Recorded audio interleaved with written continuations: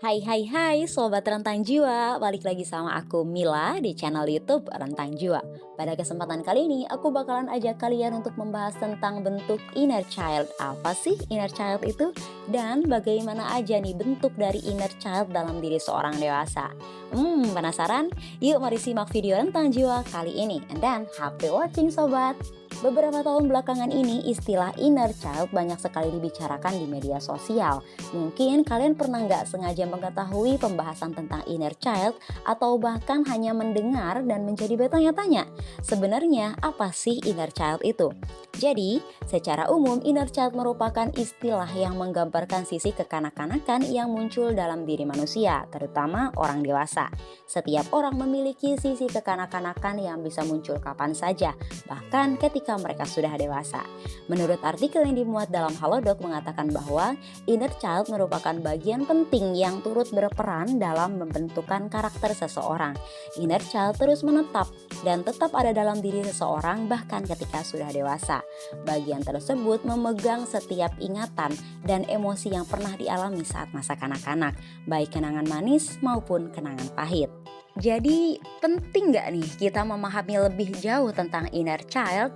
Jawabannya penting banget. Karena dengan memahami inner child dapat membantu kita memperbaiki hubungan dengan diri sendiri, mengatasi trauma atau luka yang diperoleh di masa kecil, dan semakin memahami diri sendiri. Lalu apa aja nih penyebab inner child menjadi terluka? Menurut artikel yang dimuat dalam Brain Academy, mengatakan bahwa inner child dapat terluka akibat pengalaman-pengalaman buruk yang diterima saat masa kecil. Pengalaman-pengalaman buruk tersebut seperti kehilangan orang tua, kekerasan fisik ataupun emosional, perceraian orang tua, bullying, kekerasan dalam rumah tangga, dan masih banyak lagi. Setiap orang pasti memiliki penyebab luka yang berbeda-beda. Lalu bagaimana nih cara untuk mengatasi inner child yang terluka? Nah, berikut merupakan penjelasan yang sudah aku rangkum mengenai apa aja tanda-tanda yang dapat diketahui bahwa inner child kita terluka. Pertama, rasa takut dan cemas yang berlebihan. Takut keluar dari zona nyaman, takut apabila diabaikan, takut ditolak, dan merasa tidak aman. Kedua, merasa tidak memiliki daya, merasa tidak semangat menghadapi tantangan hidup, sulit mengendalikan emosi, dan mudah terpengaruh pada hal-hal negatif. Ketiga, merasa rendah diri, merasa tidak berharga, tidak pantas bahagia, dan pesimis dalam mencapai kesuksesan. Yang keempat, memiliki masalah dalam kepercayaan, mudah merasa curiga, sulit percaya, takut dikhianati, dan sulit membuka diri. Yang kelima, terlalu sering merendahkan diri atau mengkritik diri sendiri. Tanda-tanda di atas merupakan tanda umum inner child seseorang yang terluka.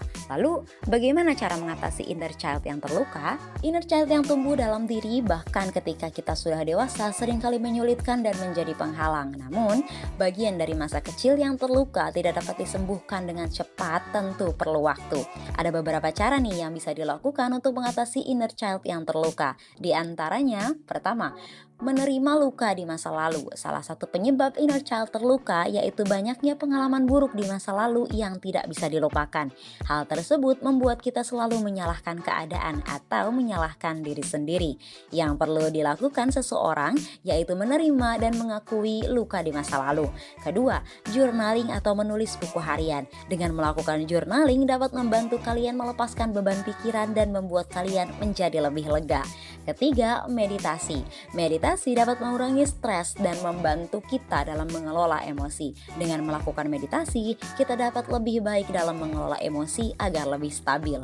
Yang keempat, melakukan hal-hal yang menyenangkan, seperti membaca komik, melukis, menonton film, dan kegiatan menyenangkan lainnya yang dapat membantu kalian menjadi lebih baik lagi.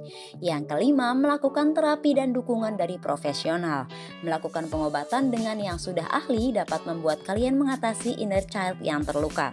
Dengan bantuan ahlinya, kalian akan merasa lebih aman dan dibantu menjelajahi kenang-kenangan di masa lalu, memahami yang kalian rasakan, dan memberikan tips-tips bagaimana mengatasi inner child kalian yang sedang terluka.